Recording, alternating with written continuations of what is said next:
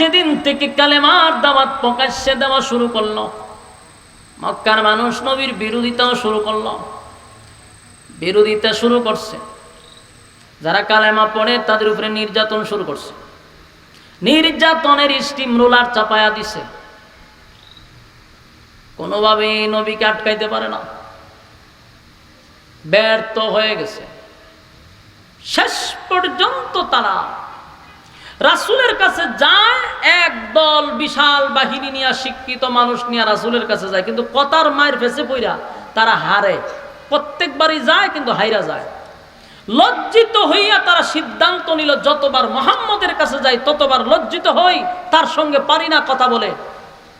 একজন তাদের মধ্যে বলল, তোমরা যতবার যাইবা ততবার বেজ্জতি হইবা, কারণ মুহাম্মদের কাছে যে ইলম এটা হলো আসমানি ইলম, আর তোমরা যে ইলম নিয়ে যাও এই ইলমের কোনো ভ্যালু নাই।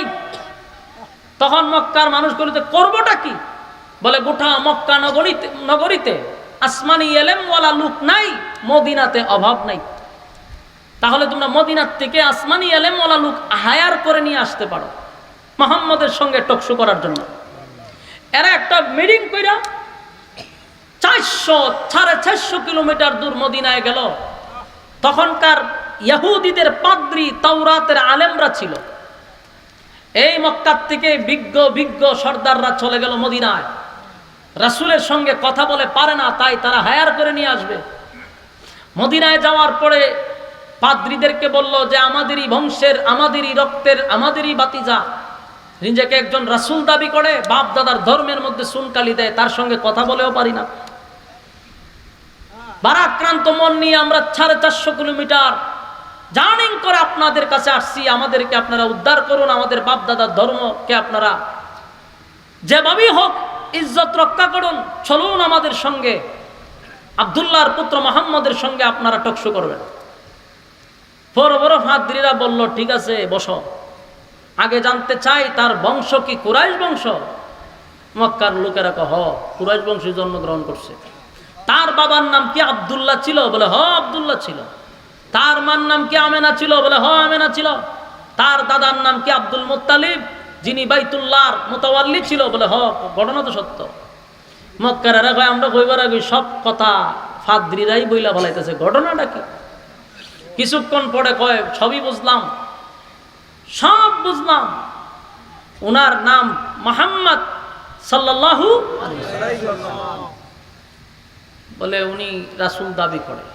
তো ফাদ্রীরা কইল সব ঠিক আছে, আমাদের যাওয়ার দরকার নাই, আমরা 3টা প্রশ্ন বলে দিব আপনাদেরকে, যদি 3 প্রশ্নের জবাব উনি দিতে পারে তাহলে বুঝবেন উনি আল্লাহর পয়গম্বর, এতে কোনো সন্দেহ নাই।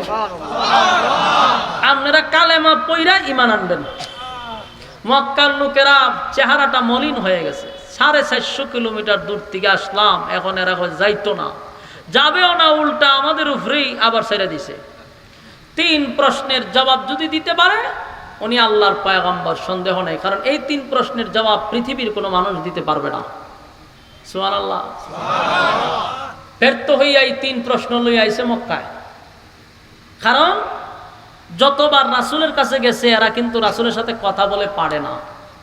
যেমন আপনারা 16টা বছর দেখছেননি, টকশো দেখছেননি, টকশো বুঝেননি? 16 বছর যে টকশো হয়েছে এটা হলো একজন আলেমকে রাখতো টকশোতে, আর 5-6টা নাস্তিকরে রাখতো তারা। তো এদের পরিকল্পিতভাবে উদ্দেশ্যই ছিল যে 4-5 জন নাস্তিক থাকবে, একজন আলেমকে পরিকল্পিতভাবে তারা অপমানিত করবে সোশ্যাল মিডিয়ার সামনে।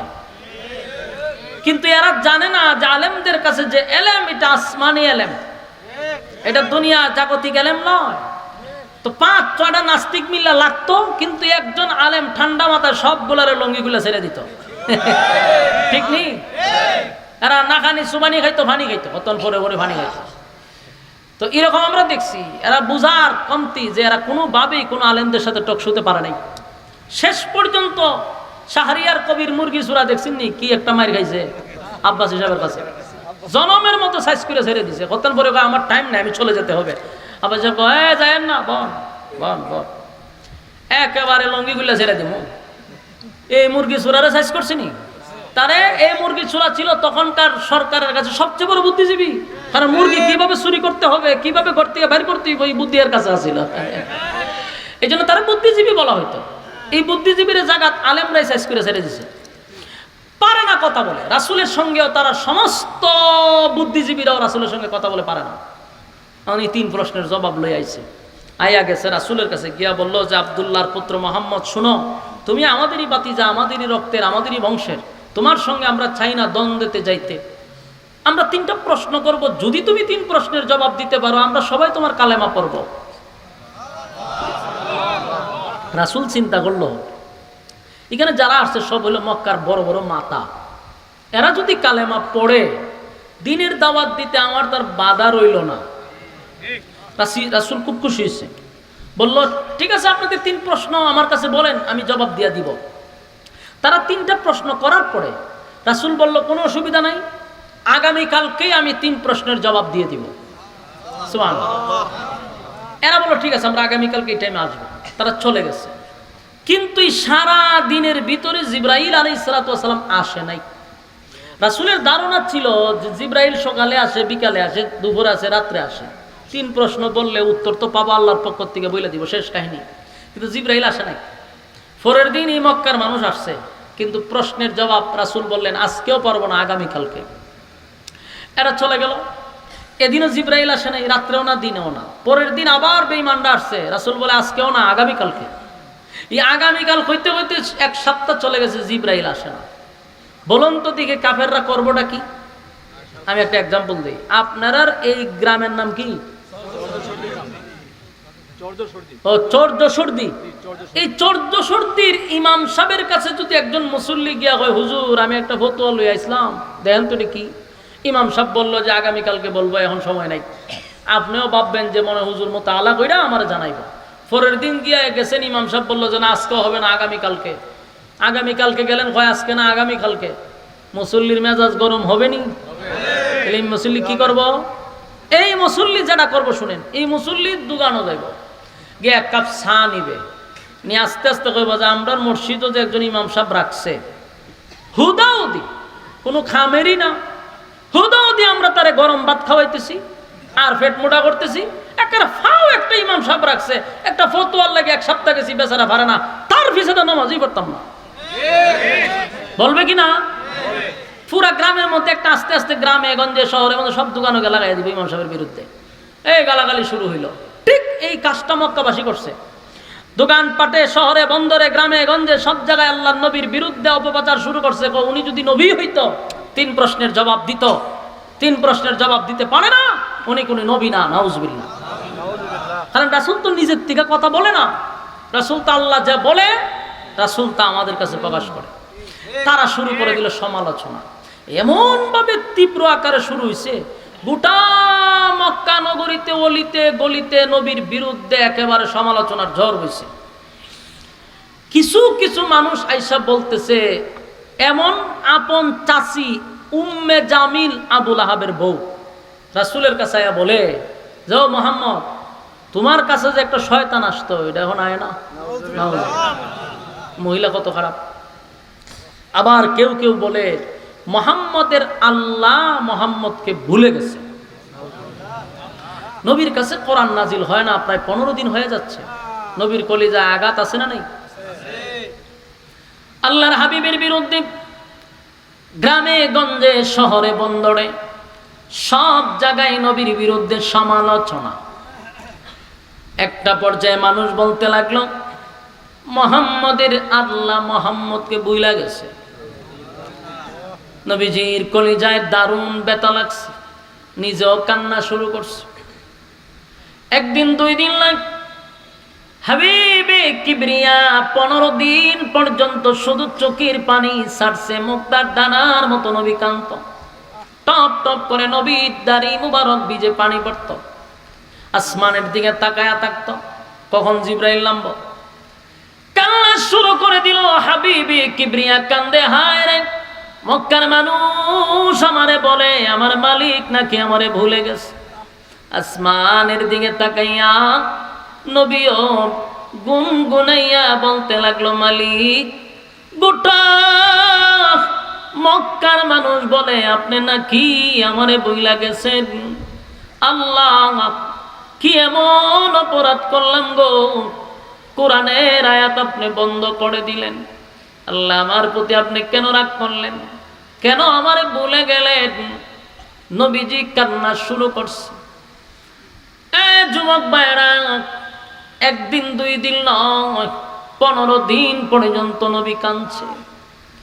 কান্নার কারণে একদিন জিবরাইল আলাইহিস সালাতু ওয়াস সালাম নবীর সামনে এসে হাজির। 15 দিন ভরাইছে। আল্লাহর হাবিব জিবরাইলের দিকে তাকাইয়া অভিমানের সুরে নবী বললেন, জিবরাইল রে, কেন 15 দিন আসলি না? আজকে কেন আসলি? 15 দিন কেন আসলি না? জিবরাইল কয়, হুজুর আমি আসতে চাই, আমার আল্লাহ মানে আসতে দেয় না। আল্লাহর নবী বলেন, কেন আসতে দেয় না? আমার মালিক কি আমার প্রতি রাগ করছে রে? মক্কার মানুষ বলে আমার আল্লাহ নাকি আমারে ভুলে গেছে। মক্কার মানুষ আমারে বলে আমার মালিক নাকি আমারে ভুলে গেছে। তাহলে আল্লাহ কি আমার প্রতি সত্যি রাগ করছে? জিবরাইল কয়, হুজুর আল্লাহ রাগ করে নাই। আপনার কাছে মক্কার মানুষ 3টা প্রশ্ন নিয়ে আসছিল, কিন্তু আপনার কাছে 3টা প্রশ্ন নিয়ে আসার পরে আপনি বলছেন আগামী কালকে জবাব দিবেন। এই কথাটা আমার আল্লাহর কাছে মোটেও পছন্দ হয় নাই। এখান থেকে আপনার উম্মতকে শিক্ষা দিল, নেক্সট টাইমে যেন কোনো উম্মত এমন ভুল না করে। এই জন্য আল্লাহ 15 দিন কোরআনের আয়াত বন্ধ করে দিছে। এটার 2টা কারণ। একটা হলো উম্মতকে শিক্ষা দেওয়ার জন্য, 2 নম্বর কারণ হলো নবীর উপরে যে কোরআন নাজিল হইতো এটা খুব মারাত্মক লোড, এটার ওজন খুব মারাত্মক। তাই নবীকে রেস্টে রাখার জন্য আল্লাহ মাঝখানে একটা বিরতি দিছে। আমার যুবক ভাইয়েরা, বিরতি দেওয়ার জন্য 15 দিন কোরআনের আয়াত নাজিল হয় না, কিন্তু গোটা মক্কা নগরীতে আমার নবীর বিরোধিতা শুরু হয়ে গেল। নবীর যা তা মানুষ বলতে লাগলো। আল্লাহর নবীর চোখের পানি ছেড়ে দিয়া বলে, জিবরাইল নেই, কত মানুষ আমারে গালি দিল। জিবরাইল কয়, হুজুর সেদিন যদি আপনি বলতেন ইনশাআল্লাহ আগামী কালকে বলবো, তাহলে কিন্তু আমার আল্লাহ পাঠায়া দিত। আপনি মাঝখানে ইনশাআল্লাহ বলেন নাই। ইনশাআল্লাহ না বলার কারণে আমার আল্লাহ এটা পছন্দ করে নাই। কিয়ামত পর্যন্ত কোনো উম্মত কোনো কাজ করতে গিয়ে যেন ইনশাআল্লাহ না বলে। যুবক ভাইয়েরা, এক ইনশাআল্লাহ না বলার কারণে আমার নবী 15 দিন পর্যন্ত কাঁদল রে, 15 দিন পর্যন্ত কাঁদল। এই জন্য কোন উম্মত যদি আমরা আগামীকালকে ডাকা যাব, কি বলবো? ইনশাআল্লাহ আগামীকালকে ডাকা যাব, ইনশাআল্লাহ মাহফিল শেষ করে বাড়িতে যাব, ইনশাআল্লাহ আমি খানা খাবো। সব কাজের শুরুতেই ইনশাআল্লাহ। কারা কারা ইনশাআল্লাহ বলবেন? সব কথায় হাত তুলেন, বলুন আমরা সব কাজে বলবো ইনশাআল্লাহ। আমরা কি কোনো সময় ইনশাআল্লাহ ভুলে যাব? ইনশাআল্লাহ বলবো না, কারণ আমার নবী ইনশাআল্লাহ না বলার কারণে 15 দিন কাঁদছে। কিন্তু আমার নবী তো ভুলে যায় নাই, আমার নবীরে আল্লাহ ভুলাইয়া দিছে। বলুন, নিজে নবী বলছে না, আল্লাহ ভুলাইয়া দিছে। আল্লাহ ভুলাইছে উম্মতরে শিখানোর জন্য। আমার যুবক ভাই, নবীর চোখের পানি দেখে আল্লাহ বলে, বন্ধু কাইন্নাল্লাহ, আপনার চোখের পানি আমি আল্লাহ বরদাস্ত করতে পারি না। 15 দিন আপনার কলিজায় দারুণ ব্যথা লাগছে। মানুষ আপনারা নিয়ে সমালোচনা করছে, মানুষ আপনারে গালি দিছে গো নবী। জানি আমি আল্লাহ সব জানি, তাই সান্ত্বনা দেওয়ার জন্য সূরা দুহা নাজিল করছে। সূরা দুহা নাজিল হওয়ার কারণটা বুঝতেছেন? 15 দিন আয়াত বন্ধ হওয়ার পরে যেই সূরা নাজিল হয়েছিল সূরা দুহা, আর এই হলো সূরা নাজিল হওয়ার শানে নজর। নাজিল হওয়ার কারণটাই হলো এটা, আল্লাহর নবী 15 দিন কান্নার পরে সূরা দুহা নাজিল করে আমার আল্লাহ দুইটা কসম করছে। বলুন কয়টা? দুইটা কসম করিয়া আল্লাহ রাব্বুল আলামিন বন্ধুরে সান্ত্বনা দিছে। শুধু সান্ত্বনা দেয় নাই রে, আমার নবীর আল্লাহ খুশি করছে। সুবহানাল্লাহ। আল্লাহ